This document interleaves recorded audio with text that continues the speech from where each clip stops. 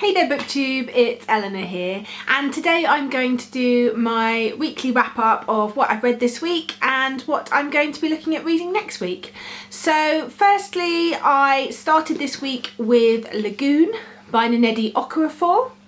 I went into this not really knowing an awful lot about it, and I wanted to try it for myself. I know of quite a few people who've read Who Fears Death, I think it's called.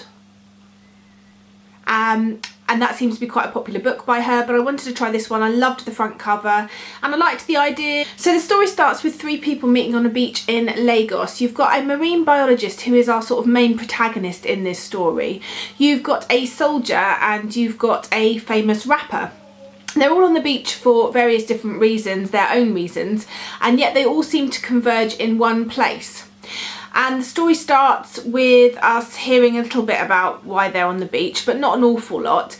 And then a really large wave comes and takes them under the water. And this is the beginning of sort of the story.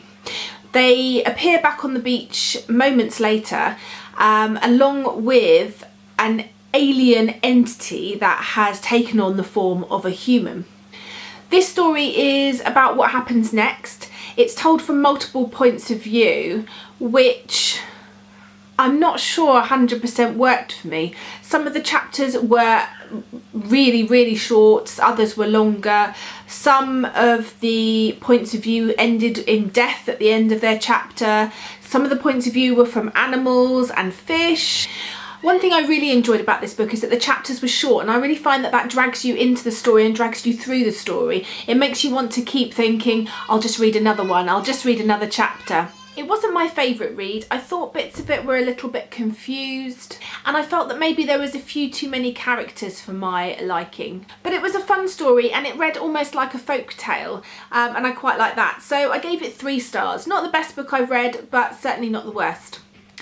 The next book I read was a recommendation from Rincey Reads, and it was in aid of me trying to read more diversely, and that is The Accidental Apprentice by Vikas Swarup. Now, he is the author who wrote Slumdog Millionaire. You've got the main protagonist who is called Swapna, and she works in an electronics store in Delhi, and she is approached at the temple one day by a man who asks her to be the CEO of her company. He says she's going to have to take 7 trials or tests, which will sort of be set for her, and really the plot just goes from there.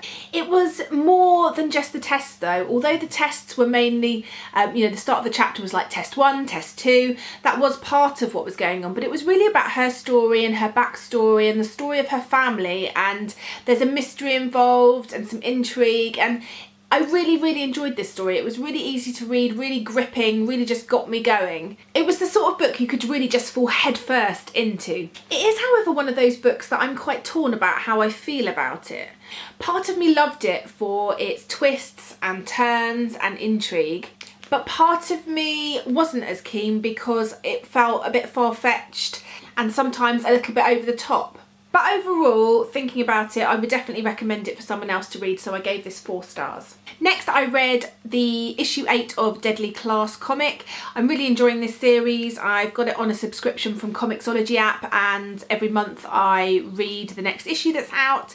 This continued the story arc. I really enjoyed this one. It gave us more backstory into the lead character, and it was definitely another 4-star for me. And that brought me to Monday, and Monday was the start of Sarah Churchill's anti-bullying readathon. I'm taking part in this, and I decided to read as many books as possible that contain some form of bullying. So I started the week with The Truth About Alice by Jennifer Matteo. It's quite a short book. There's only a couple of 100 pages. This is told from a number of characters' points of view. It's basically about Alice, and apparently Alice has slept with 2 boys at a summer party in one night, and also she's been texting a particular boy who has then died in a car crash. And this is told from all the different people in Alice's life. It's told from the point of view of Kelsey, who is meant to be Alice's best friend, from Elaine, who is the popular girl and someone that didn't really like Alice at all, from Kurt, who is the school genius, a bit of a nerd, a bit of an outsider, and from Josh, who is Brandon's best friend, who is one of the boys that Alice is meant to have slept with, and also the boy that died in the car crash. I gave this book 3 stars, and the reason I didn't feel I could give it any more than that was that I did feel that being so short, it really did sort of skim the surface of what I was hoping to find out, and therefore it didn't really pull any emotions out of me. It was a good story, it was interesting, I liked the way it was written, and I would have continued to read more, but I just felt like I didn't really feel so much for the characters, and I wanted to have a little bit more depth to them and feel a little bit more for them. So this was just a 3 stars for me. Next, however, I moved on to a blinder of a book, and that was Hate List by Jennifer Brown. I absolutely loved this book. I wasn't sure going into it how I was going to feel. It's the story of a high school shooting and the hate list that was sort of behind that, but it was so much more than that. The story follows Valerie, who is the girlfriend of the high school shooter, and it starts after the shooting. So we're following Valerie's recovery, what's happening to Valerie when she goes back to school, and various other things. We're also following what's going on with the other children in the school and within the local community. However, it is all told from Valerie's point of view. I liked the characters, and I liked the harsh reality that there was. There wasn't any sort of messing about. This was how it probably could be, and there was no sugarcoating. There was flaws to all the characters, and that's how it should be, I think, to make it that realistic type of read. I think this really hit home as well, because obviously being a high school shooting, there was deaths, and being a mother, I really feel how it would be to lose a child in something like that, and how devastating and life-altering, and how that must be, and how forgiveness and anger can lead to various things in your life. So obviously I've never been through that, but I can see how some of these characters were, and it felt realistic to me. I really didn't like her father, but I did feel like his flawed character really gave, again, a more realistic story. I gave this 5 stars. I really enjoyed it. Whether that's just because I'm reading it at the right time, right place, right emotional state, I don't know, but it was a really good book for me, so 5 stars. I next moved on to a book which I fear my opinion may not be to everyone's liking, but I read Aristotle and Dante Discover the Secrets of the Universe by Benjamin Hilaire Sáenz, and although I enjoyed this, I only gave it 3 stars. It just didn't really do it for me. It was an okay read, the story was interesting, it was nice to see a male protagonist. Yeah, it was a good story, and I can't really put my finger on why I didn't like it more. It just didn't do anything major for me, so I didn't feel like I could give it any more than 3 stars. The next book, which I am currently partway through because I'm recording this on Thursday, so I'm a little bit early and the readathon is going on till Sunday, is Shine by Lauren Miracle. I'm really enjoying this so far. It's the story of a boy called Patrick who has been found tied up at a petrol pump. He's been brutally attacked for being gay, and it's about his ex-best friend who is trying to discover what's happened. It's an interesting story. I'm enjoying it so far. It's easy reading, so I'll be interested to see where it goes, and I'm hoping it's going to have a really good ending, so I will let you know on that one. There's obviously about 3 more days left of the readathon, so what I want to do is show you the couple of books that I'm hoping to do, to finish off the anti-bullying readathon with, and then the books that I'm planning on reading next week. So the books that I'm hoping to finish the readathon with are The Traitor Game by B.R. Collins and Please Stop Laughing at Me, a one woman's inspirational story, and this is a memoir by Jodie Blanco.